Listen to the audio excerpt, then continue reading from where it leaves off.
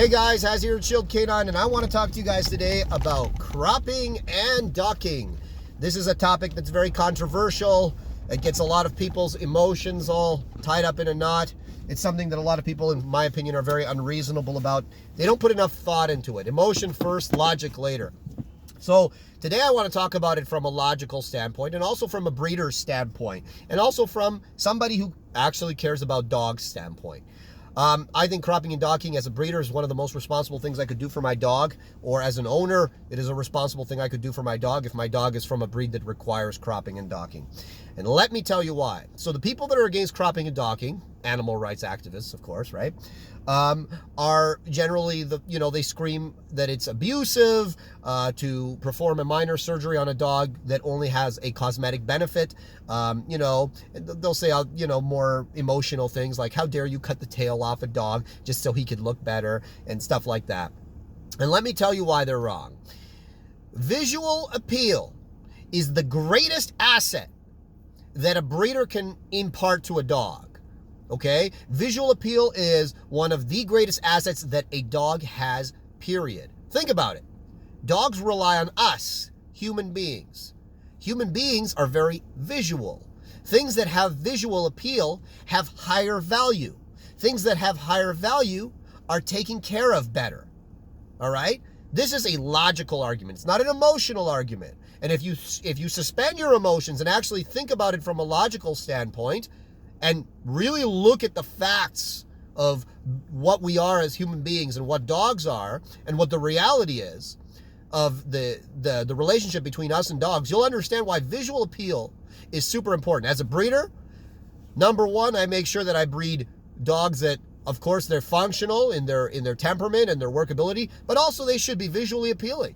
I'm not breeding dogs that are ugly. That's not my goal. My goal is to produce dogs that are appealing in their character, appealing in their function, and appealing also in their appearance, okay? And that's the best thing for the dog. A dog that is valued, right, is a dog that is well taken care of, a dog that is well fed, a dog that will, if God forbid he ends up homeless, will most likely get a home again very soon.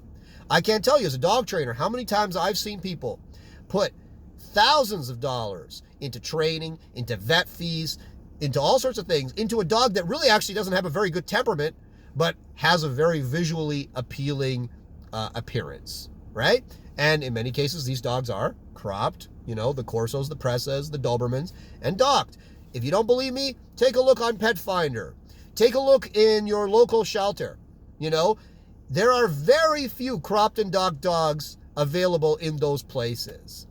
And I'll tell you why. It takes no time for those dogs to get snapped up, because we as human beings, forget the emotions of it. We're visual, and we tie our emotions actually to what we see, regardless of what you want to tell yourself. So yes, I know you can say, oh, it's wrong. People shouldn't value a dog based on, how he looks. Well, guess what? We do. So let's live in the world of what we do, not what you wish it was, which is the problem with a lot of these animal rights activists. They're very emotional, whether it comes to dog training, whether it comes to procedures like cropping and docking. They don't think in a rational place. It's all emotion, emotion, emotion. But unfortunately, as a very famous guy on YouTube says, the facts don't care about your feelings. All right? And the reality is, making a dog as visually appealing as possible is the most responsible thing you could do for the dog. You don't know. God forbid, I die tomorrow, my dogs all end up homeless, right? Which they wouldn't. But if they did, they're visually appealing. I've got no concerns that they wouldn't immediately be snapped up, because they have value. They look good. They also act good, but they look good too. And that's really, really important. It's actually more important than how they act, sadly. All right? Even, to be honest, most rescues, most shelters, they won't even take a dog that has behavioral issues anyways. So, the visual appeal is really what sells the dog at the end of the day. So, visual appeal is directly tied to value, and value is directly tied to the care a dog receives throughout his life. And obviously, you should do everything you can to maximize that. So that's number one. So we've shot down the whole doing a surgery for visual appeal is bad. It's good. Let me put it to you this way. Put yourself in this situation, okay? If you could make a choice as a baby, all right, I'll say to you, if you were a baby I put you to sleep. You wake up and you have this surgery that makes you look literally like 1/3 better than you would look normally throughout your life. Let's say you would go through life as a 6 or a 5 out of 10. But if you had this surgery when you were a baby, you wouldn't remember it. You might be uncomfortable for a day or two maximum, right? And you would be asleep when it happened. And this surgery would put you at an 8 or a 10 level of looks. What would you do? Of course you would take the surgery. Everybody in their right mind would take the surgery.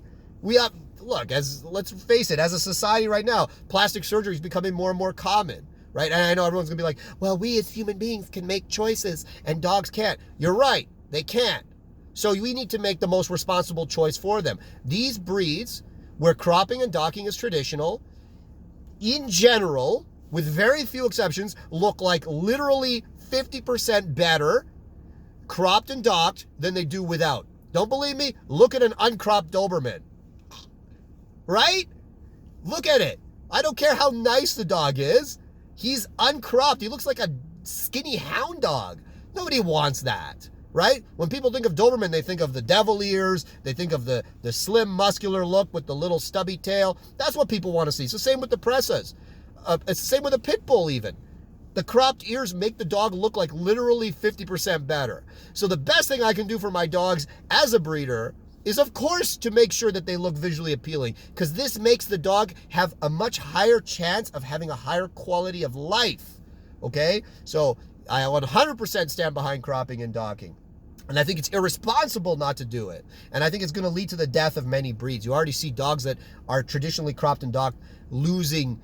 There's less and less of them being produced now. And I know, again, the advocates will be like, oh, great. That way, there'll be more dogs available from the shelter. I'm sorry. So you're in favor of dogs that come from very poor quality backgrounds, that are usually accidental litters, mutts that come from, very irresponsible breeding practices.